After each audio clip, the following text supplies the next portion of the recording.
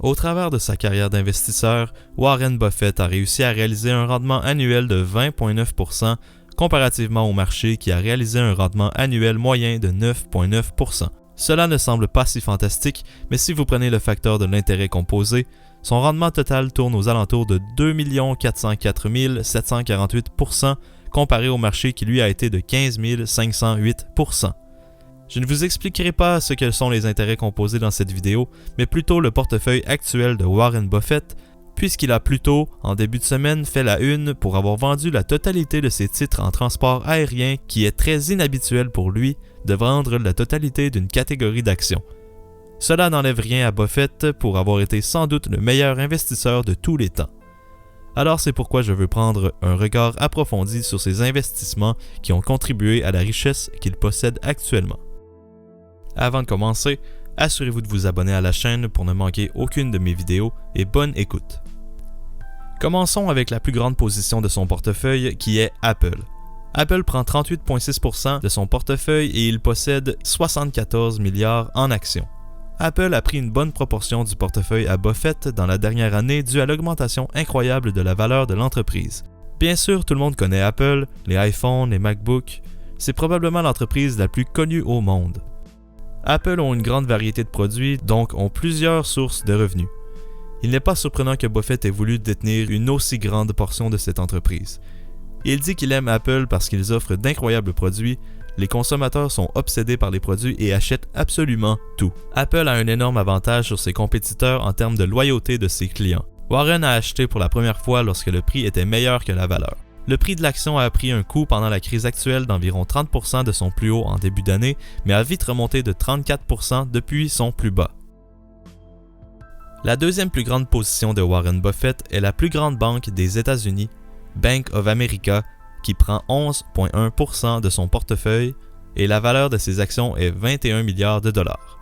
Il est très évident de comprendre le plan d'opération de cette banque. C'est une banque typique, les opérations bancaires des particuliers ou commerciales, gestion de fonds, gestion de l'épargne, des prêts, etc.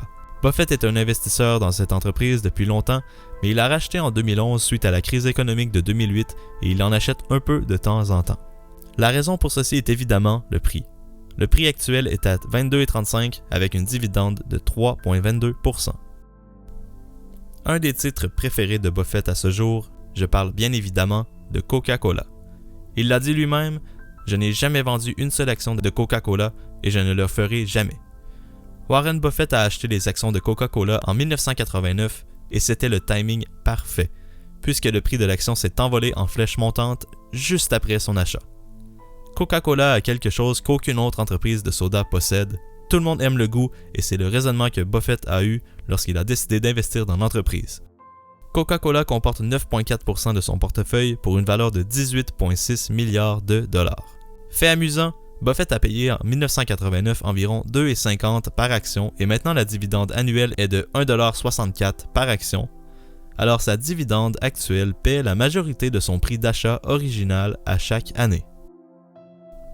American Express est une entreprise dans les services financiers, principalement des cartes de crédit et des services de voyage à travers le monde.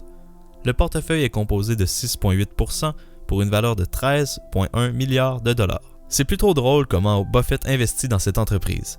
Chaque fois que American Express a été en difficulté financière, Warren Buffett est arrivé comme un héros et acheta des actions. Il fut ceci en 1963 quand ils ont eu besoin de capital et en 2008 pendant la crise financière. C'est la tactique principale de Buffett, acheter à rabais. Un des pires investissements de Buffett au cours de sa carrière qui est Kraft Heinz.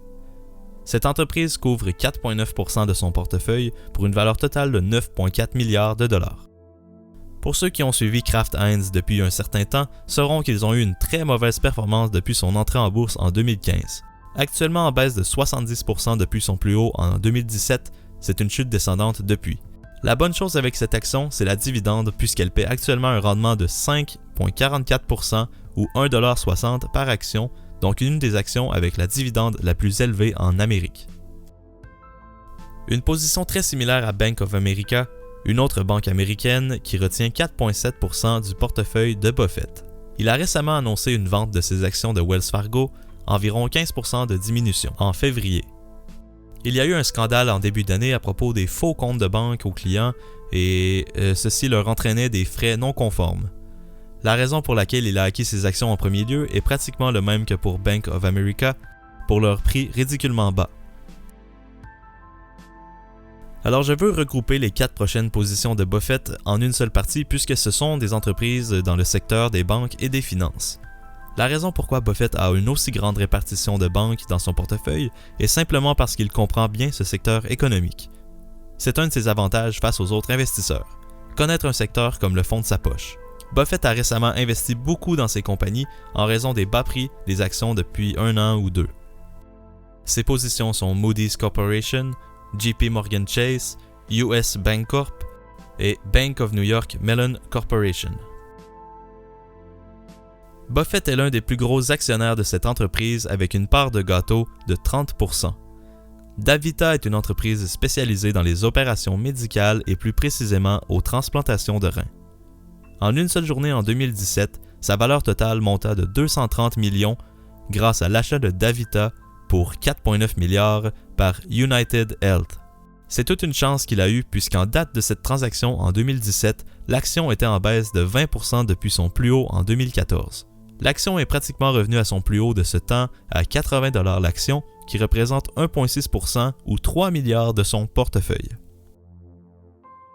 Le reste de son portefeuille est seulement réparti en petites positions, alors je trouvais inutile de les énumérer, mais il y a quelques mentions spéciales parmi ceux-ci, tels que Visa, Mastercard, Amazon, Costco et General Motors, une entreprise de véhicules qui a récemment augmenté sa position de 37% dans les dernières années.